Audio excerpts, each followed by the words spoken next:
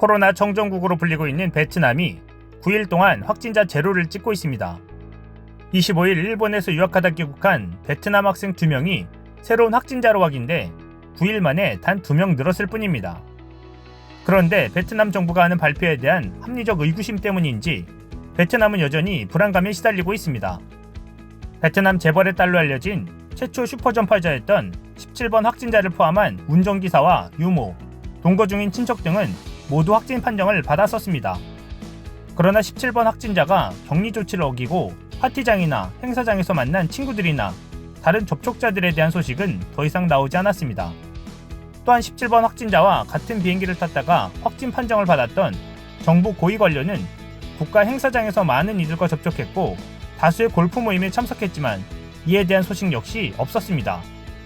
그리고 최근 베트남 확진자들의 분포를 보면 북부 지역의 열악한 환경에 거주하는 소수 민족들에게서 나오고 있습니다.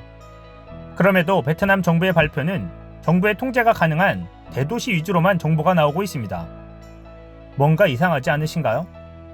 최근 베트남 주변국들인 인도네시아나 싱가포르의 확진자가 급증한 사례들을 보면 모두 시설이 열악한 해외 노동자들의 거주지에서 나왔습니다. 베트남의 해외 노동자들의 시설은 이보다 더 심각한 수준입니다. 최근 코로나19 관련한 하노이시 보건당국의 발표를 보면 누적 확진자들의 66%가 무증상이어서 분별하기 어렵다고 어려움을 호소한 바 있습니다. 그래서 정확한 검사를 하려면 의심 지역을 특정해 집중적으로 검사를 해야만 판별이 가능하다고 설명했습니다. 베트남 정부가 대도시 위주로만 정보를 내보내는 이유가 바로 여기에 있는 것입니다. 다시 말하면 베트남은 그들이 보여주고 싶은 정보만 드러내는 일본의 확진자 통계 방식을 그대로 따르고 있던 것입니다.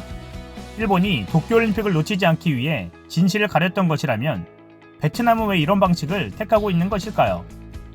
베트남 역시 코로나 사태를 이용해 청정국의 이미지로 외국인 직접 투자를 이끌어내 베트남 산업 기반을 세우려는 의도가 있는 것입니다.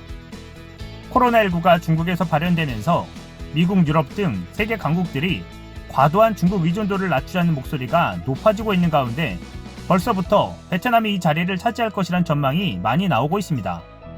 미중 무역전쟁으로 미국은 이미 베트남과 손잡았고 유럽과의 자유무역협정은 올 7월 이후면 발효될 것으로 전망하고 있습니다. 그러나 베트남의 장밋빛 희망도 잠시 미국 언론에서는 미국처럼 동남아시아에 코로나19가 폭증할 것을 예상하고 있습니다. 현재 동남아시아의 안정세는 낮은 진단검사가 만든 착시 현상에 불과하다는 것입니다.